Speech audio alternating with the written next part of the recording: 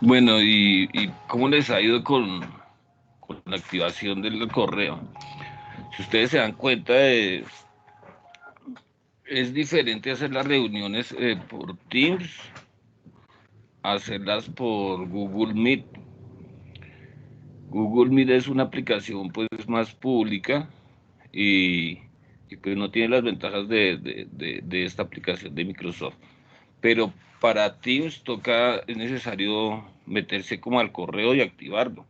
Por eso muchas personas no han podido como ingresar a las clases, pues porque están acostumbrados a simplemente hacer clic en un enlace y entran en Google Meet. Entonces cada aplicación pues nos damos cuenta que tiene su manera de trabajar.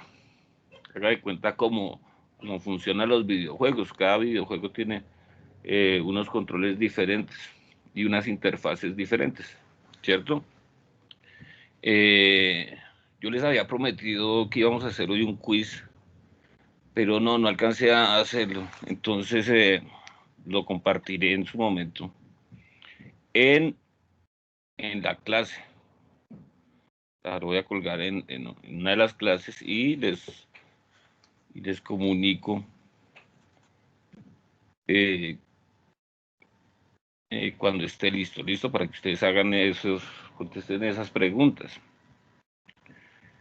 Eh, bueno, voy a mirar si puedo compartir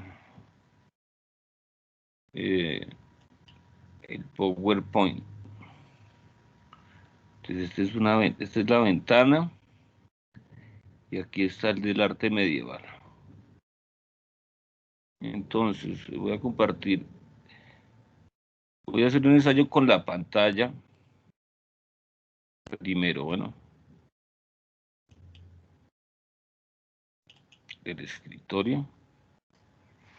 Entonces, según esto, estarían viendo lo que yo estoy viendo, ¿cierto? O sea, que si hago así, se ve, cambié de pantalla.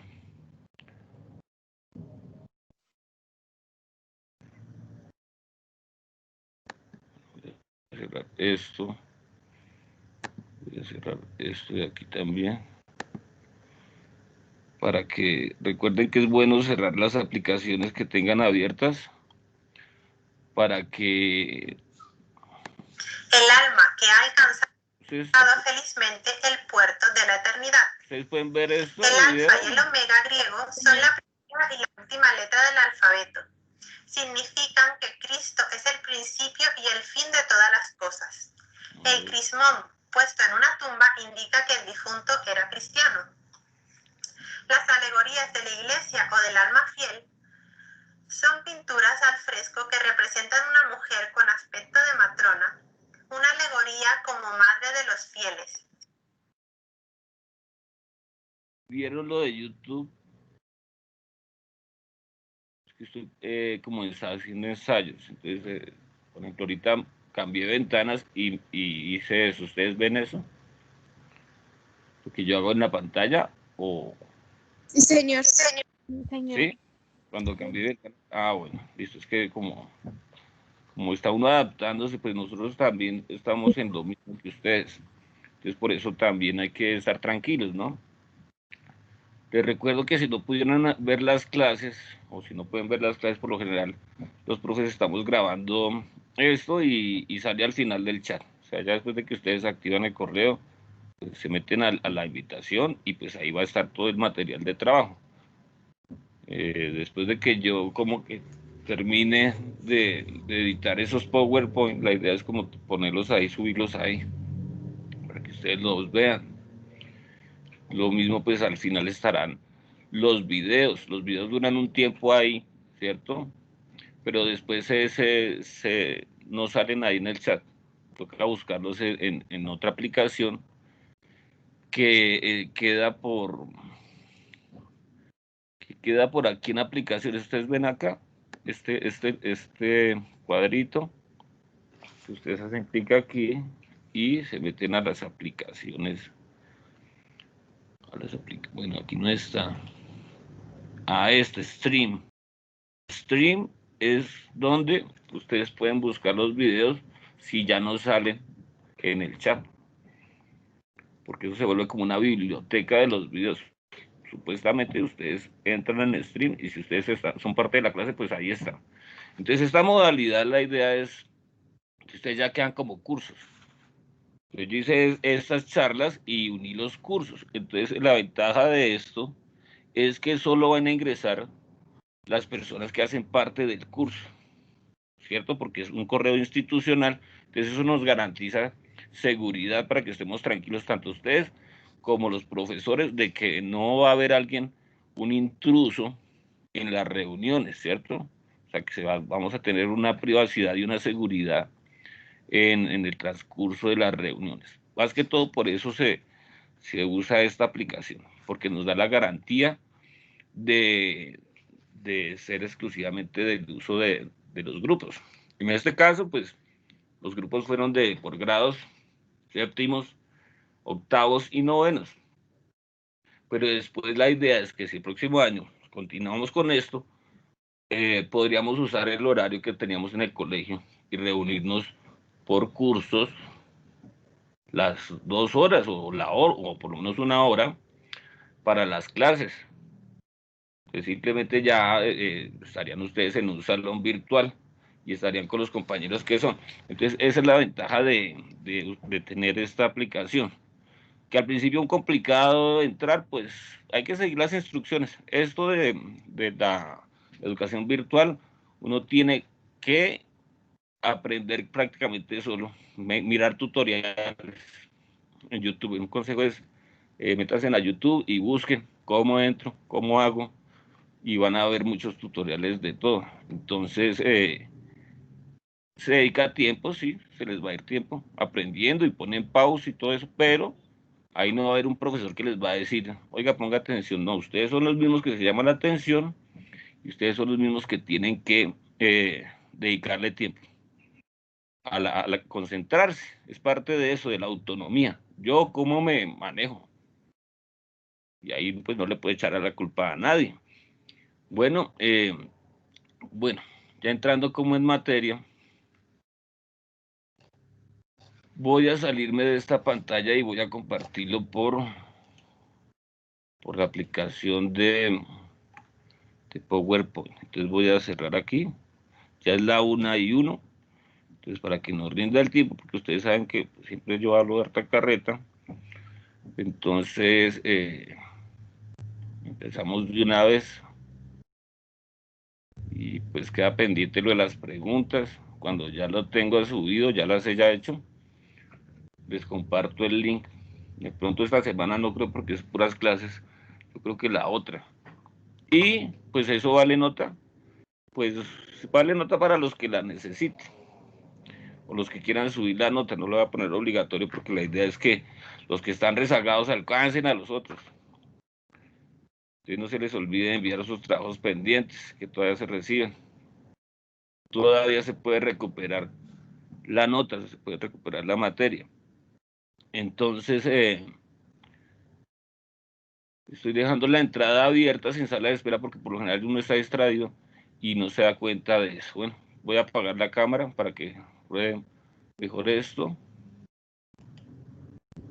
Y voy a dejar de compartir acá y vuelvo a compartir, pero por diapositivas.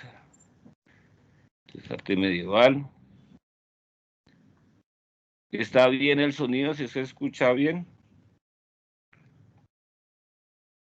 Bueno.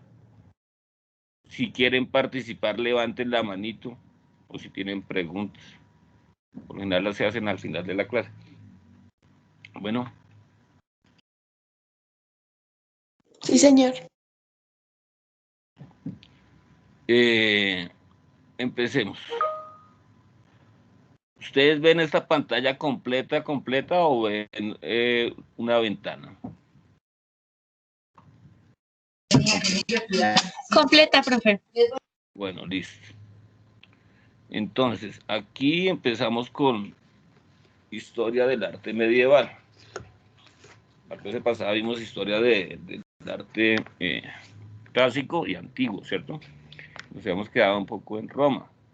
Cuando empezamos a hablar de la época medieval, hablamos un poco de la época en que se termina el Imperio Romano, ¿cierto? Y comienza la era medieval. Antiguamente, los clásicos, ¿por qué se dice los clásicos? Porque prácticamente fue como la Grecia y Roma, fueron como las civilizaciones o los imperios que dieron la pauta para lo que se llama la civilización occidental. Sentaron las bases del pensamiento occidental o del desarrollo del ser humano como Estado y como ciudades, como sociedad. Entonces por eso se dice clásico, porque remonta a las bases de la humanidad como, como sociedad pensante y organizada, ¿cierto? Obviamente fueron imperios muy grandes, ¿cierto? Grecia primero fue grande, primero digamos que el grande fue Egipto, luego Grecia, y recordemos que entre los pueblos siempre ha habido esa lucha de dominar al otro, ¿cierto? Y en lo cultural siempre al principio está un poco ese odio hacia lo distinto, pero ya cuando se conquista lo otro, empieza a haber una hibridación, ¿cierto? Empieza a haber como una mezcla cultural de los invadidos y de los invasores. Entonces a la final terminan aceptando ciertas cosas y adaptándose a ciertos lenguajes o ciertas estéticas. En este caso, los romanos veían al imperio judío, o no era un imperio porque, pues sí era un imperio porque se conquistó, los judíos de alguna manera tuvieron una época dorada de, de conquista, que fue la época del rey Salomón y la época del rey David, que fue como la hegemonía de los judíos. Lograron tener como territorios y eso, pero después fueron invadidos y conquistados por los persas, ¿cierto? Y por otras culturas. Entonces, lo mismo pasó acá. Cuando Roma, que se extendió por todo el Mediterráneo, ¿cierto? Pues Roma tenía su religión, que era un poco una copia a las religiones de las otras culturas que había invadido, ¿cierto? Y en ese caso, el emperador romano, o sea, la República de Roma entró en conflicto, hubo una decadencia y terminaron gobernando, se terminó dividiendo en dos partes, una Roma occidental y otra Roma oriental, ¿cierto? Pero antes de que pasara eso, empezó la difusión del cristianismo. Todos saben que en el siglo I Cristo vino y pues empezó, lo crucificaron precisamente porque ellos pensaban que era una amenaza para el imperio romano. Y pues todos los que promulgaban esa fe del Cristo, pues terminaron siendo perseguidos, los terminaban asesinando, porque pensaban que asesinando a las personas se eliminaba el mal para ellos de ganar y de sacarles plata, ¿cierto? Entonces los metían a los circos romanos y que se los devoraran los leones, mejor dicho, la humillación, un pueblo sometido siempre va a estar expuesto a esa clase de humillaciones, ¿cierto? Pero a la final la idea muere el hombre, pero no mueren las ideas. Entonces, la idea de la fe cristiana pues se esparció pues por toda Europa, pues porque los apóstoles hicieron esa difusión del mensaje. Y pues peleaba con la ideología politeísta de los paganos romanos, ¿cierto? Mientras que el imperio ya está establecido, recurría a ¿qué? Recurría a los templos de varios dioses para pedir favores o para agradecer ciertos triunfos. En este caso, el dios cristiano era más personal y pues hasta más barato porque pues, no tenía uno que desplazarse. O sea, y otra serie de ventajas que los otros no daban, o llenaban ciertas expectativas que no llenaban los otros porque los otros eran para los romanos, eran de los romanos y era impuesto a los demás pero a la brava. Entonces, el arte paleocristiano nace en esa civilización de opresión, donde los cristianos eran perseguidos y si los cogían, pues corrían el riesgo de que terminaran en el circo romano, ¿cierto? O crucificados, o los mataban. Entonces tenían que reunirse en sitios donde no fueran públicos, y se reunían por pequeños grupos y usaban las catatumbas romanas. Las catatumbas romanas eran los sitios donde se enterraban a los muertos, como los cementerios, y eran sitios hechos subterráneamente. Entonces eran como ciudades subterráneas, dan de cuenta. O sea, tenían como laberintos, pasadizos, y habían unos nichos grandísimos que eran donde, como mausoleos familiares, y ahí se podían reunir grupos de personas. Y el arte pues estaba muy influenciado por el arte romano. Si ustedes ven aquí, pues eran como representaciones del Evangelio. Por lo general se representaba al Cristo. Si ustedes vieron en la portada, estos símbolos se empezaron a manejar como distintivo de los cristianos y lo hacían en las catatumbas, en los centros de reunión para promulgar la fe, pero son símbolos que a simple vista pues no pueden significar nada, pero sí significaba el Cristo Redentor por el Padre. Entonces ustedes ven, la X significa Cristo y la P el Padre, ¿cierto? Y el círculo pues el Espíritu Santo. Ahí está la Trinidad.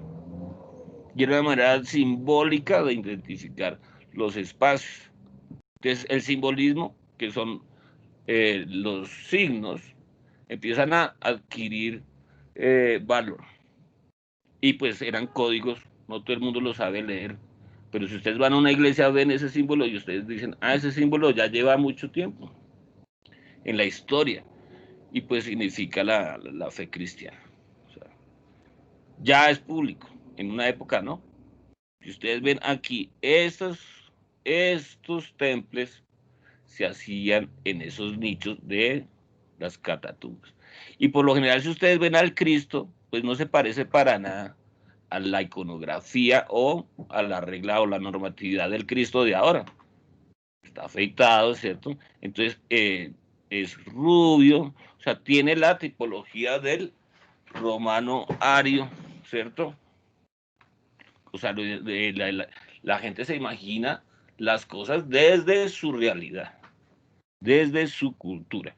Entonces, Cristo era representado como prácticamente un romano, ¿cierto? Y aquí está esa ilustración de la samaritana, ¿cierto? Que era una mujer que le tocó el manto a Cristo y se sanó, ¿cierto? Y Cristo se dio cuenta y le dijo que la fe la había sanado. Pero obviamente pues no tenían esas vestimentas judías.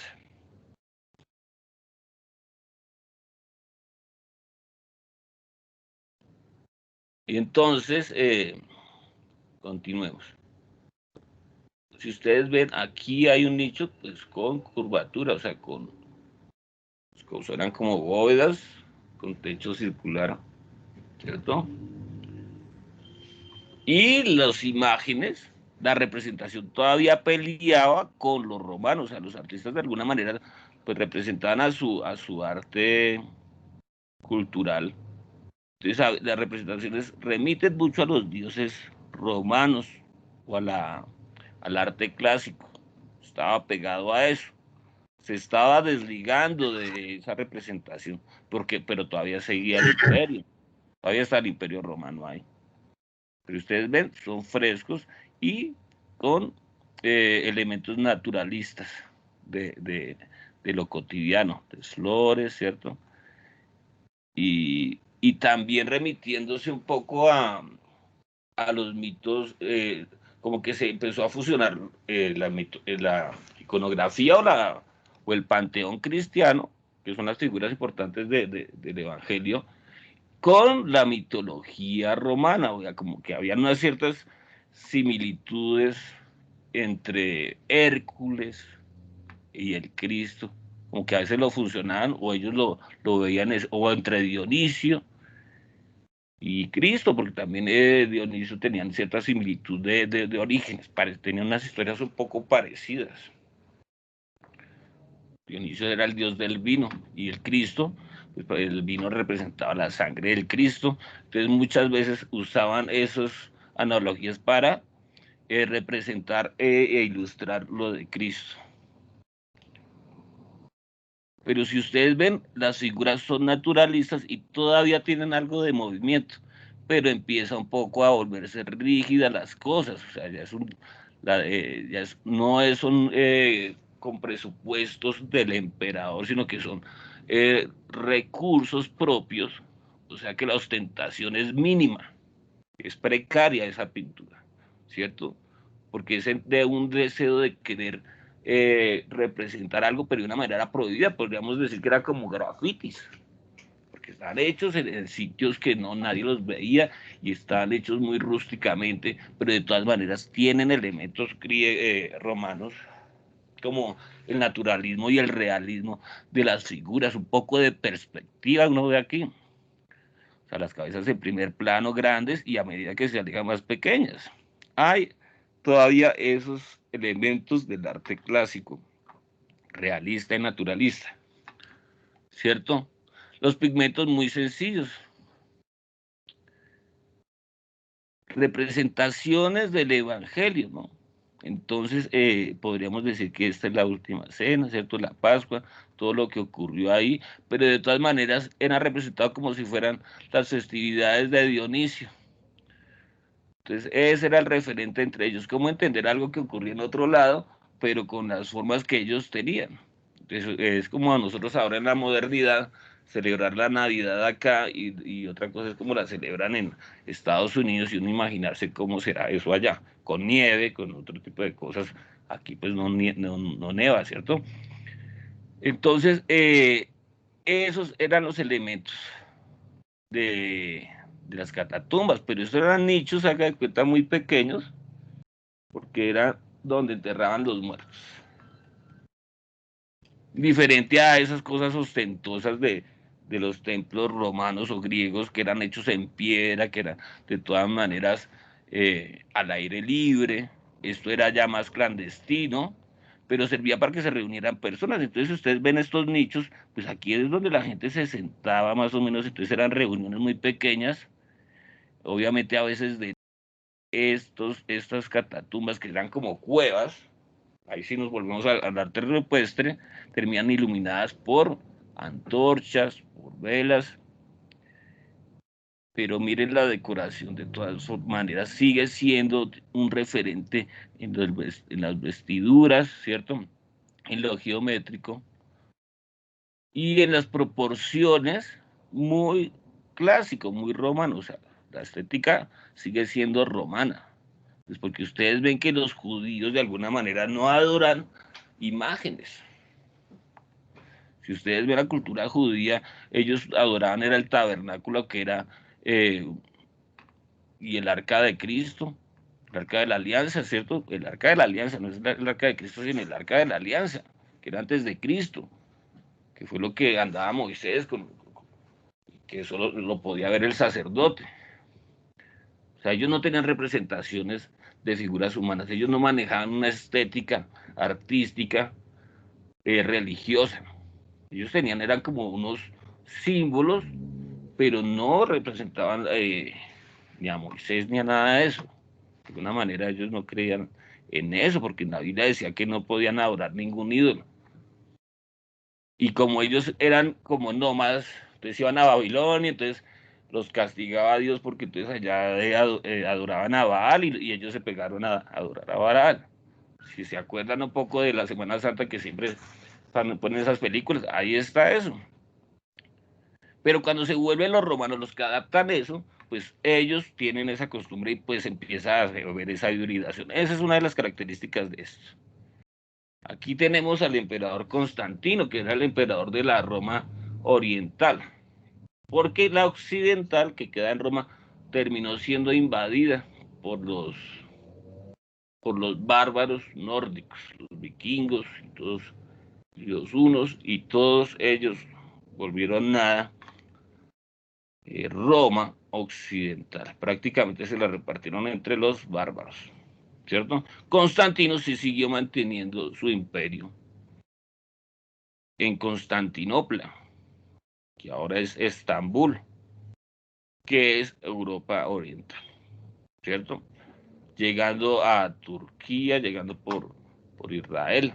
Es parte del arte también es un poco recorrer geografía y recorrer historia, siglos y espacios y territorios, cómo esos territorios fueron cambiando de culturas, ¿cierto? Y Constantino fue el que puso como religión el cristianismo oficialmente para los romanos. O sea, él se bautizó, él se convirtió al cristianismo y de ahí en adelante pues lo volvió como una religión oficial. Algunos dicen que fue porque se le estaba saliendo de las manos y ya eran tantos cristianos que era eh, una manera de evitar una sublevación y perder el poder. Algunos dicen eso, algunos lo ven como una estrategia política, ¿cierto? Entonces, yo soy amigo, como quien dice por ahí, ¿cierto? Entonces, pues mantenía el trono y ganaba la aceptación de todos, de algún modo ocurrió eso. Y en esa aceptación del credo empezó a volverse oficial pues los textos de la religión y los dogmas de la fe. Entonces había una serie de discusiones entre los religiosos de cómo era Cristo, de cómo quedaba la historia, de cómo quedaba la Biblia, y entonces hacían esos concilios para aprobar o rechazar ciertos libros que iban apareciendo, porque cuando Cristo estuvo acá, pues él no escribía nada. Las escrituras empezaron fue a salir como entre 80 y 100 años después de que él nació. Haz de cuenta que es como el mito o el chisme de lo que ocurrió. Los apóstoles no escribían,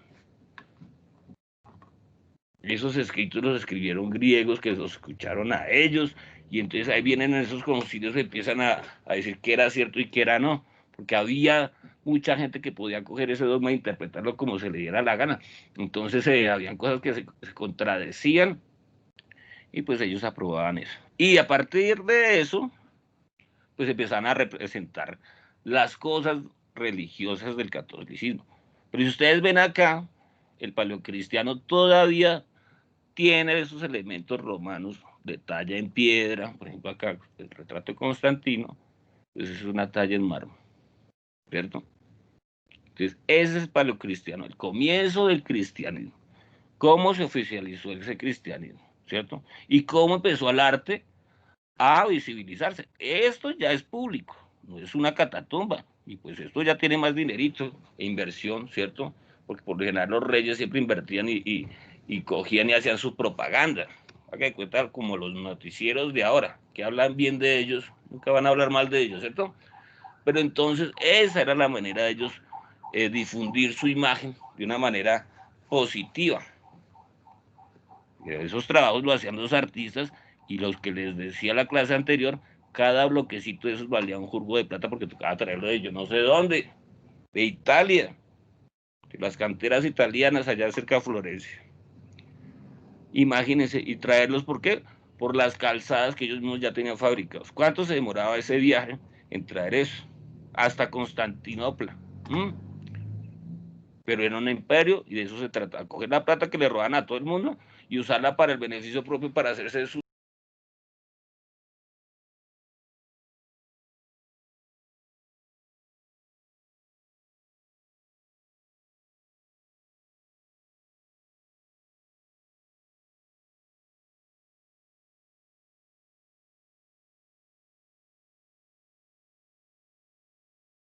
el buen pastor. Entonces es una representación del buen pastor. ¿Quién era el buen pastor según Cristo? Pues aquel que se devolvió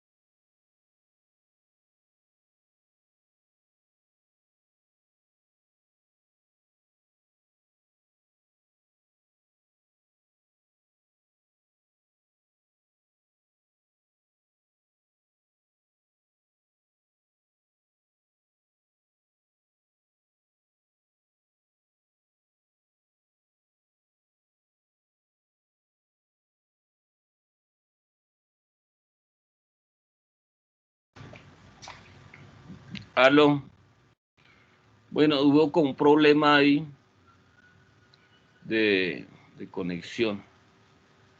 Entonces, si ustedes se ponen a cogerle el mando de esto, pues les va a coger su configuración de su computador, entonces pues se desconfigura eso, entonces les pido que por favor no se pongan a dirigir esto. Y bueno, porque puede caerse la red. A ver, están preguntando por ahí. No, es que no, me salí de la reunión, algo pasó ahí raro. Entonces voy a volver a compartir esto. Bueno, ¿sí me estaban escuchando lo que estaba diciendo o no? Bueno.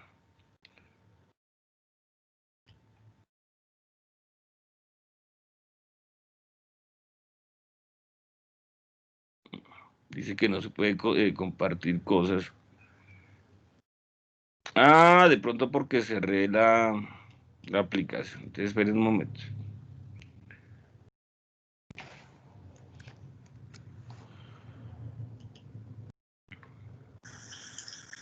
Hola a todos, bienvenidos nuevamente al canal. Hoy les voy a explicar a todos, bienvenidos nuevamente al canal. Diversos spoilers para que les quede todo muy claro. Primero, Bueno, dice que no puede ver esto, entonces, un momento.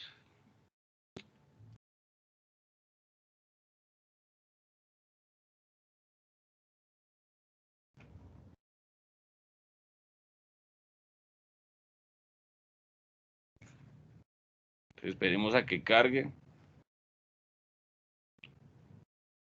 Sí estaban poniendo atención, ¿hasta dónde vieron? Hasta lo de... Es que me desconecté de repente.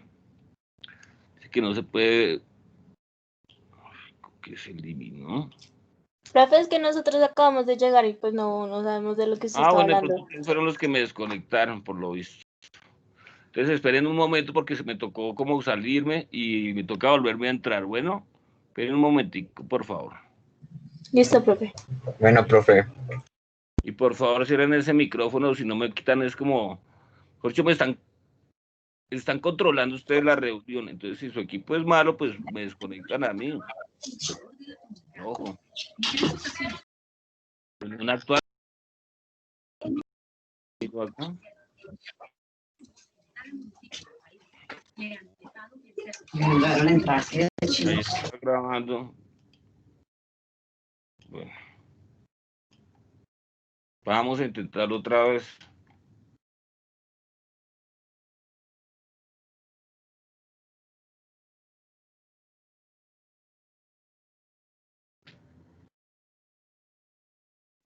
Listo.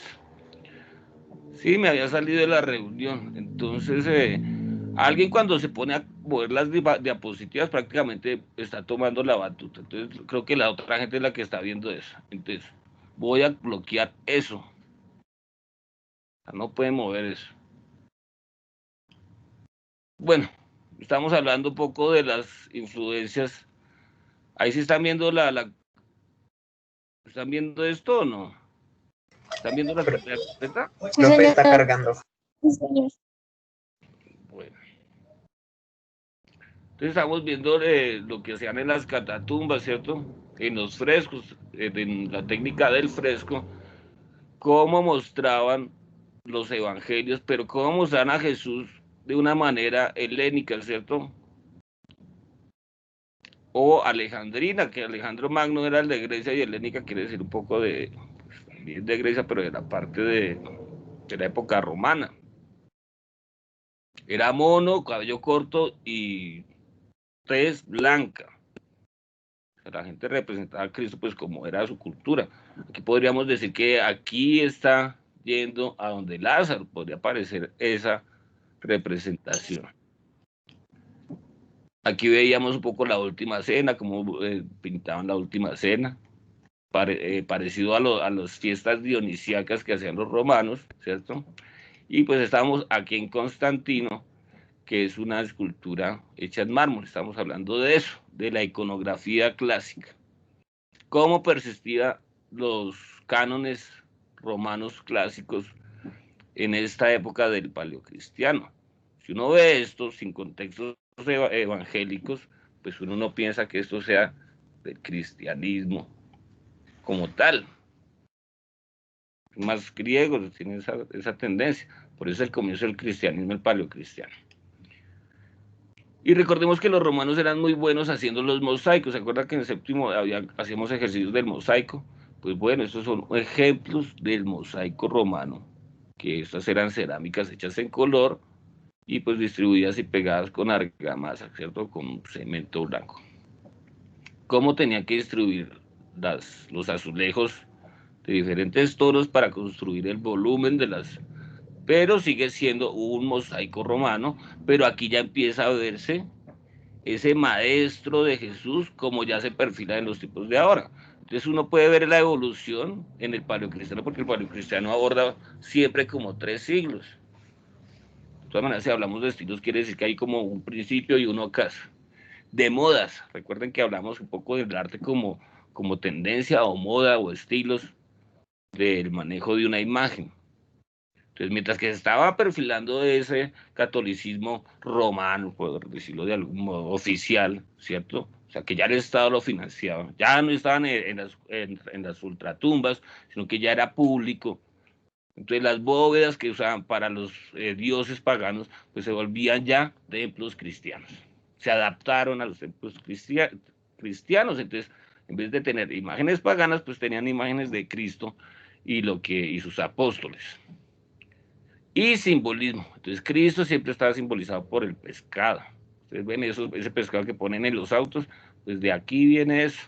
Y eso era mosaico, pero ya era público, o sea que ya se dedicaba tiempo para hacer algo más pulido, no como los frescos de las catatumbas, que eran pinceladas rápidas y ágiles y muy precarias de dinero. En cambio, un mosaico tiene un valor más costoso, porque eso lo usaban más que todo en las casas de la gente adinerada, aristocrática. Esto es de antes, de lo que les decía de la pintura. Simplemente unos trazos rápidos, un buen artista, pero con pinceladas rápidas ya va generando pues lo que era la expresión natural de la naturaleza. En comparación a allá las iglesias, esto ya era la época después de Constantino, cuando empieza el estilo bizantino. Entonces en Europa Oriental empieza a mezclarse un poco se deja de adorar los dioses paganos, entonces hubo como un cambio muy drástico en el manejo de la estética cristiana, ¿cierto? El manejo de la estética cristiana y estos son mosaicos hechos en la cúpula de una iglesia. Esto.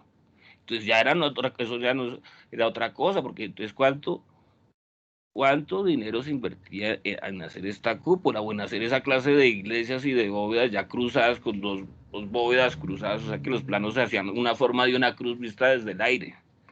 Ya no era solo una bóveda, sino que eran ya cruzadas. Y pues en el desarrollo del cristianismo podemos decir que hubo una tendencia oriental y una tendencia occidental. La tendencia oriental se llama arte bizantino y la tendencia occidental se llamó prerrománico y románico. Fue como 2 estilos de una misma cosa, 2 modas de una misma cosa, ¿cierto? Aquí están llamando, pero es que si uno contesta aquí se desconecta del grupo. Entonces eso también pasa. Esperen a ver si puedo.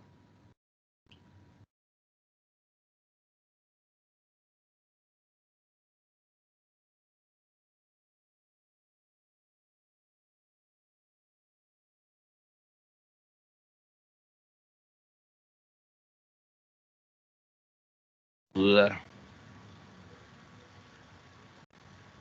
Hola. Entonces, por favor, si ven que ahorita contesté una llamada, cuando uno está en una reunión, uno no tiene una forma de aceptar las cosas.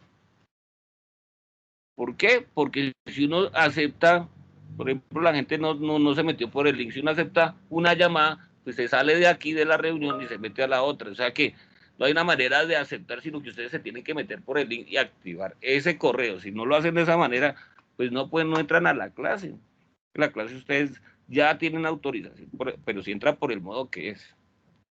Si ustedes me llaman a mí personalmente, pues están haciendo es una reunión aparte de la reunión de la clase. No es que uno no los deje entrar, como dicen en el WhatsApp, es que simplemente ustedes no entraron de la forma que es. O sea, no activaron el correo. Esa es la otra manera de decirlo. Ustedes se están queriendo meter como si fuera Google Meet. Y no, pues no es así. Bueno, continuemos. Entonces, aquí ustedes ven la iconografía, los ángeles, ¿cierto? El Pantocrátor. ¿Qué es el Pantocrátor? Dios como representante, su Hijo en la tierra. O sea, Dios que nos ve, envía a su Hijo Jesús. Entonces, ellos lo relacionan un poco con la apariencia, un poco ya de alguien que ya está en el cielo, que está al lado del Padre y que se parece al Padre. Prácticamente Dios, Jesús es Dios, es parte de Dios, es el Hijo de Dios, pero debe parecerse mucho a Dios. Entonces el Pantocrátor simboliza tanto a Jesús como simboliza tanto a Dios con nosotros, porque Jesús de todas maneras, la cruz es la manera de llegar al Padre, ¿no? Por el Hijo es que se llega al Padre. Entonces se tiene esa referencia de Dios con el Hijo. Jesús es el Hijo de Dios, luego Jesús también es Dios, o Jesús es el único camino que hay para Dios. Entonces ahí empieza esa mano de dogma, el dogma. El dogma reemplaza la razón. El dogma reemplaza la razón. El emperador reemplaza la república. Antes elegían en Roma el Senado romano. No, ahora es el emperador y su séquito y la religión como poder a la mano derecha, organizando a la sociedad. O sea, que el que estuviera en contra de la religión y en contra de eso, mejor dicho, pa'l papayo, o todo lo que estuviera en contra de eso, o sea, que si habían ideologías que querían volverse paganas, entonces se volteó la cosa. Los perseguidos terminaron persiguiendo y el paganismo terminó extinguiéndose. Porque ya a nadie le interesaba, porque ahora el emperador había dicho que eran solo un dios, no varios dioses, entonces lo otro lo destruyeron prácticamente y lo olvidaron. Y entonces aquí tenemos la iconografía, la manera de ser representar los personajes. Y ahí volvemos a los elementos básicos del dibujo, entonces los círculos para estructurar y lo que empezamos a hablar nosotros de cómo se estructuran las formas, sobre los fondos. Aquí no hay perspectiva, aquí se pierde la perspectiva, aquí ya no ven ustedes flores como en el paleocristiano, sino que aquí ya se vuelve plano.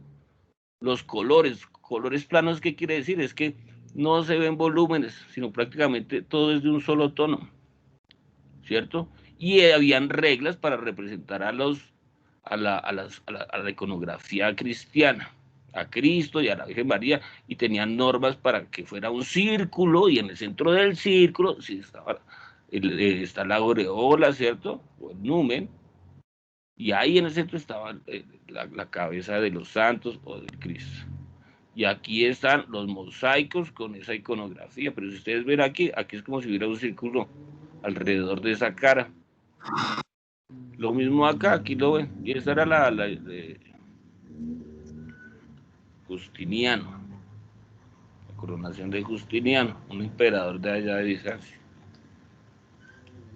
Pero todo era con mosaico, y eso ya eran los muros de las iglesias que antes habían sido templos, tenían una estructura de los templos, ahora ya cambiaron de bando. Y aquí está como la normatividad de lo que uno puede ver esto, y uno podía ir a Estambul y ver esto, y luego ir a otro lado y ver la misma figurita. O sea, todos tenían que ser como esas normas, parecidos mucho a lo que pasaba con la religión, con el imperio egipcio.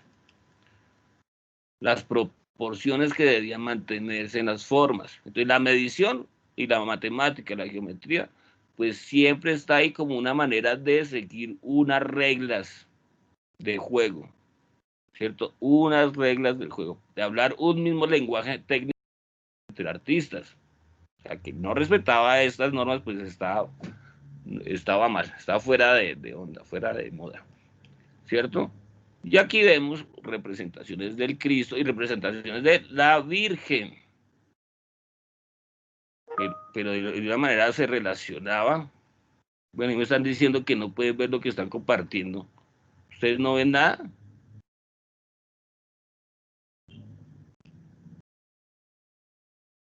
Compartir contenido, no están viendo nada.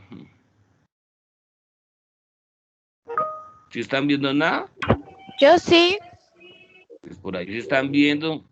Sí, entonces o se Sí, cayó. señor. ¿Qué están viendo? ¿La pantalla o el PowerPoint? Entonces voy a volverlo a compartir.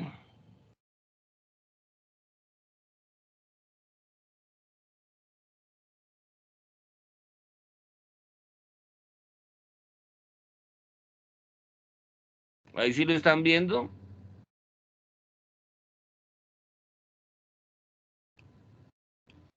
Supuestamente ahí lo están viendo, ¿cierto?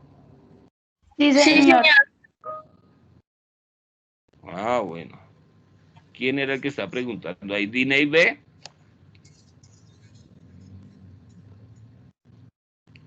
Bueno, ahí lo están viendo, ¿cierto? O lo voy a compartir con la ventana, pues a ver. Ah, ya están viendo, listo, listo. Listo, ahí Martínez dijo que sí. Entonces, por favor, ya todos conectados. Volvemos otra vez a donde estábamos. ¿Se ve la pantalla completa o se ve la ventana que yo estoy manejando?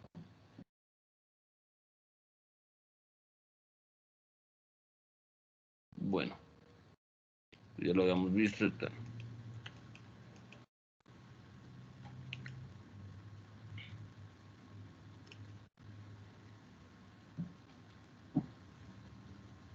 Yo no sé por qué sale esta ventana. Vuelvo a compartir, pues. Listo.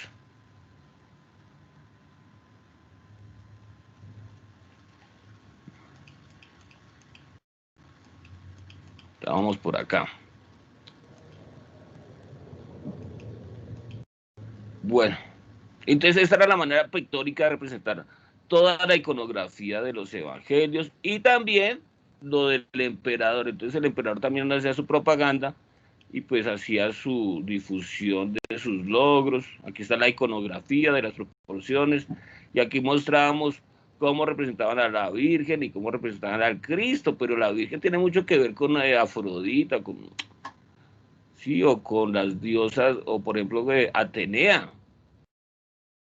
De alguna manera reemplazan a Atenea con la Virgen, de alguna manera reemplazan, por decirlo así, si en Egipto había Isis con su Osiris, ¿cierto? O con su Horus, pues aquí era prácticamente como también una representación a la madre y al hijo. Igual son formas que hablan desde el padre, de la madre, como de lo que hay en todas las familias, ¿cierto? Del origen de las familias, de las personas, que es la unión de un hombre y una mujer. Es prácticamente como lo que uno puede encontrar en casi todas las religiones. Entonces, de alguna manera, por eso los evangélicos o los judíos no la van con los católicos, porque los católicos de alguna manera terminan también haciendo imágenes, ¿cierto? Y aquí vemos cómo va evolucionando otra vez nuevamente la pintura. Se alejó del realismo y aquí vuelve otra vez como volviéndose a acercar a eso. ¿Por qué? Porque el imperio romano cayó y pues se nota en el arte cómo cayó. O sea, se replanteó todo. Pero aquí vuelven otra vez a activarse, o otra vez a pulirse las técnicas en el arte. Usaban también hojilla de oros, usaban otros materiales, empiezan a descubrirse nuevos materiales. Obviamente, en la clase pasada habíamos dicho que las esculturas griegas y romanas eran blancas, pero por la corrosión del impacto de la lluvia y del tiempo. O sea, estaban pintadas en una época. Pero de todas maneras, con la evolución o la civilización de nuevos conocimientos, pues se adquieren también una gama de pictórica de materiales mucho mayor. Por ejemplo, el dorado, el azul. Aquí vemos la arquitectura paleocristiana. Si ustedes ven, era como un templo romano, pero con las paredes tapadas, si se puede decir. O sea, que hay una evolución de algo que ya está, lo adecúan. Y aquí vemos la arquitectura románica. Entonces ya vamos de lo románico. Y lo románico que se remite a Roma, pues sí, a las lenguas romances, todo lo que tiene que ver un poco con el latín. Refiere como la terminología va aparte un poco de allá. No es tanto los romanos, sino lo latino, pero hace referencia a lo románico. O sea, después de Roma o con tendencia a lo latino. Y ustedes ven que aquí ya no es la bóveda cuadrada que veíamos anteriormente, sino que aquí ya hay una evolución como el arco de medio punto. Estas estructuras. Antes los griegos usaban, ¿era qué? Columnas y arquitraves, ¿cierto? Que era un palo uniendo columnas acá arriba. No, aquí ya arco de medio punto que es como usar las columnas y distribuir el peso de todo eso, de toda esa construcción. Imagínense cuánto pesa una pared de esas.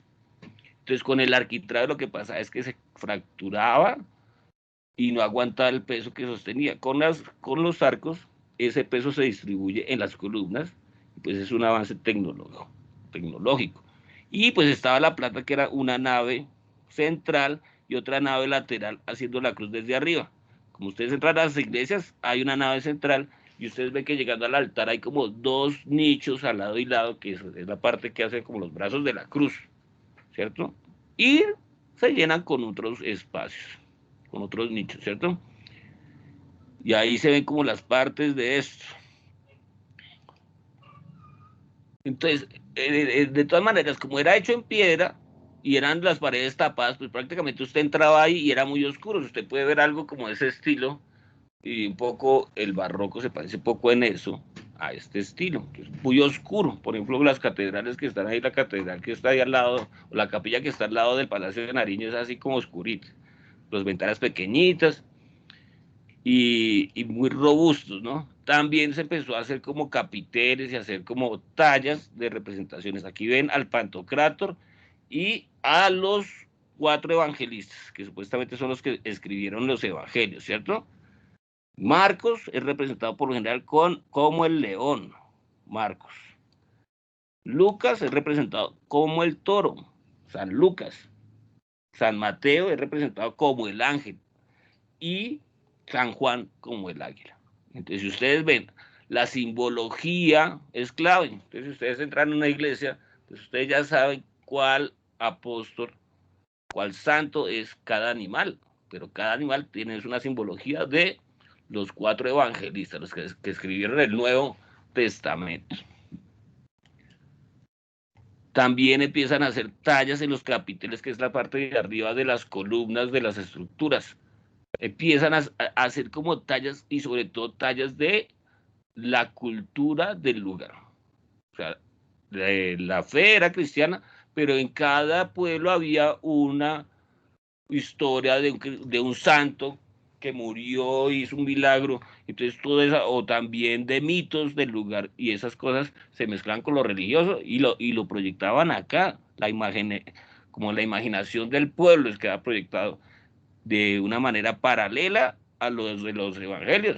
Se mezclaban las culturas, recuerden, se mezclaban las culturas.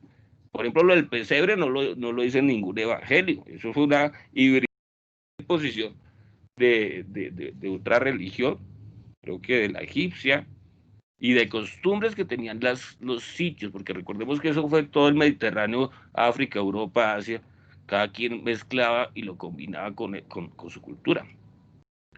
Entonces, románico, miren, ventanitas pequeñas, o sea que por dentro era oscuro y había una luz que iluminaba. Entonces era esa luz de Dios que ilumina la oscuridad, más o menos el simbolismo del efecto lumínico que había ahí o teatral.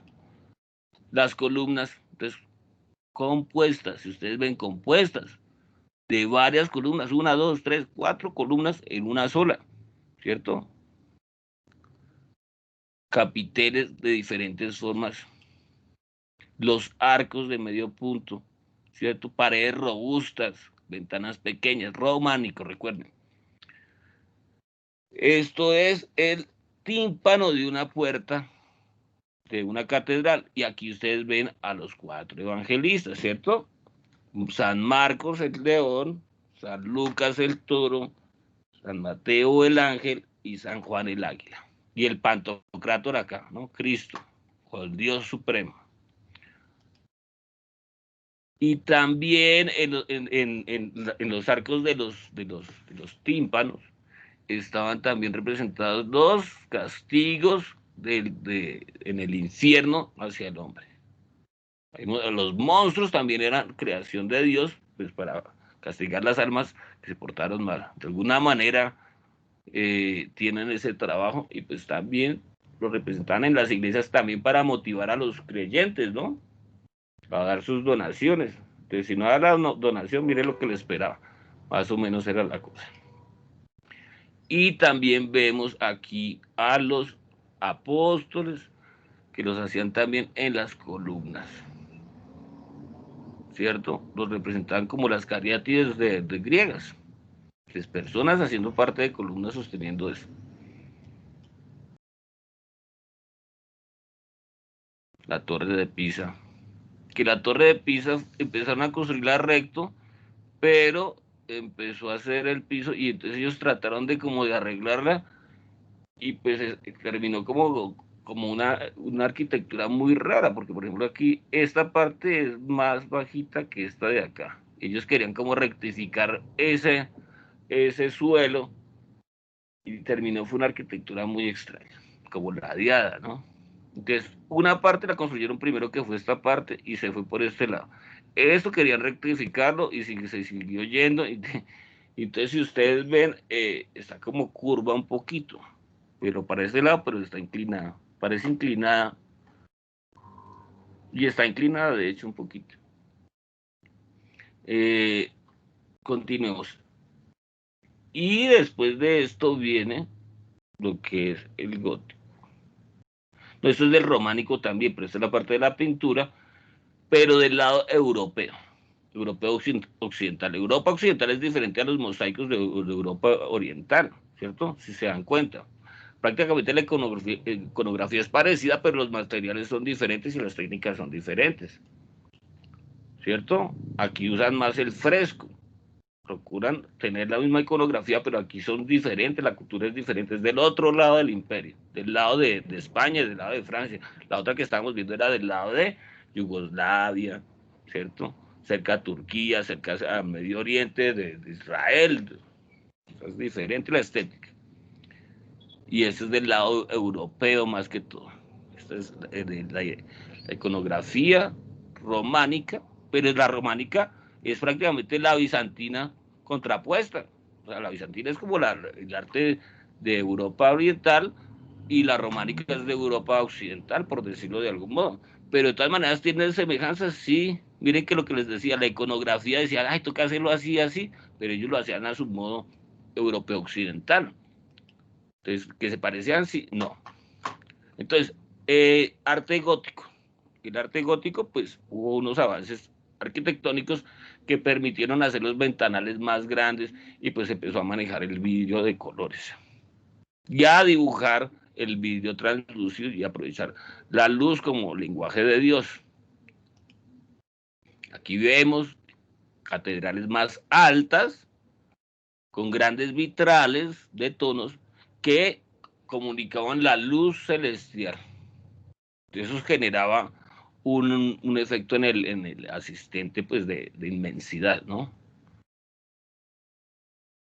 Entonces eso ya es el arte gótico. Y en los ventanales, aprovechando la entrada de la luz, ilustraban también partes del Evangelio, ¿cierto?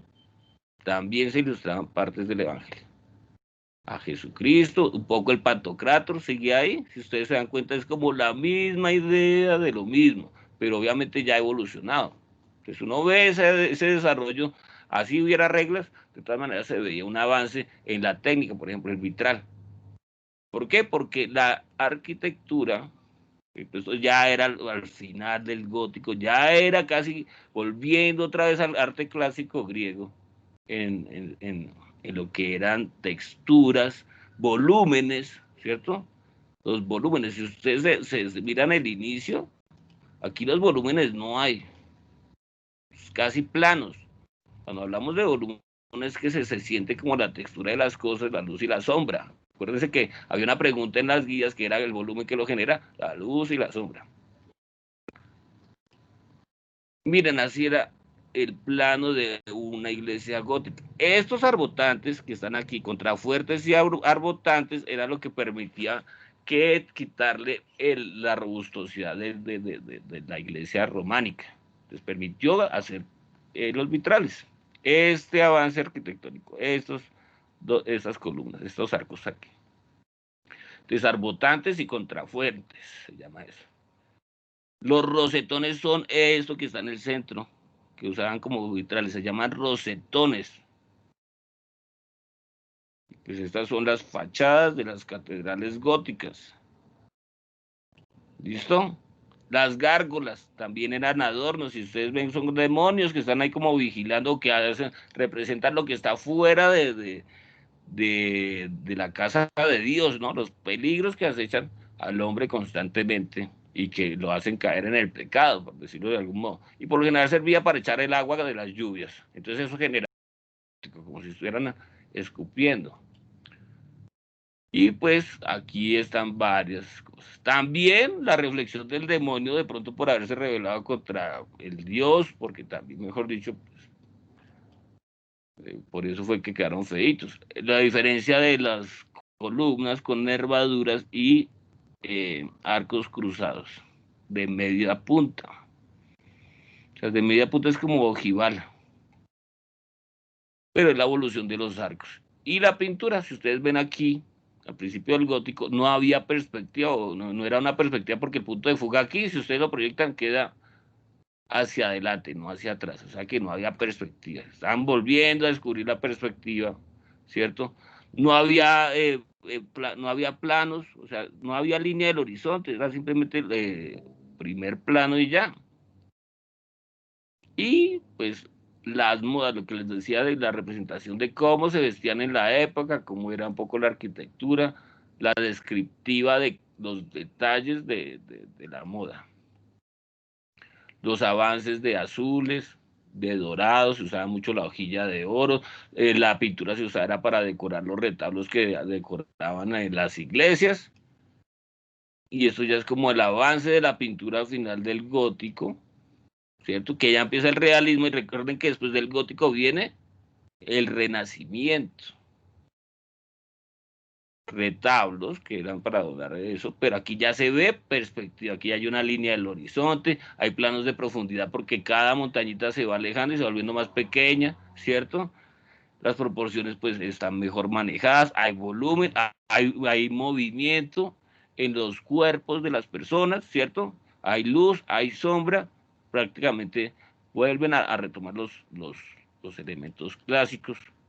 Y aquí ya miren la dinámica de los movimientos. Ya no hay una rigidez como se veía al inicio del bizantino, que eran las formas tiesas, quietas y en una posición prácticamente como los egipcios. Bueno, ya terminamos. Y ahí empiezan también a generarse como encargos de las familias de la alta sociedad, ¿cierto? De los grandes reyes y comarcas. Bueno, lo dejamos ahí porque veo que ya se aburrieron. Entonces, hay las miniaturas de las ilustraciones de los que hacían los frailes en los monasterios, que también eran otras construcciones de peregrinaje que hacían la gente en esa época medieval. ¿Listo? Entonces, no siendo más, ¿hay alguna pregunta? No, señor, profe, es que no estamos aburridos, lo que pasa es que tenemos clase a las 2. Bueno, pues por eso sí, para que vayan a la clase, ¿listo? Entonces luego les comparto el quiz que voy a hacer de estas 2 sesiones por el WhatsApp para que se metan a esta reunión y por favor me desarrollen el quiz. Todavía no lo he terminado, entonces por eso no lo hicimos ahorita y no alcanza el tiempo. Bueno, entonces, ¿Listo, profe? no siendo más, pues que estén muy bien. Hasta luego. Chao, profe. Chao, profe. Chao, profe. Chao, profe. Que estén muy bien. Chao, profe. Bueno, que estén Chao, bien. profe. Chao. Hasta luego.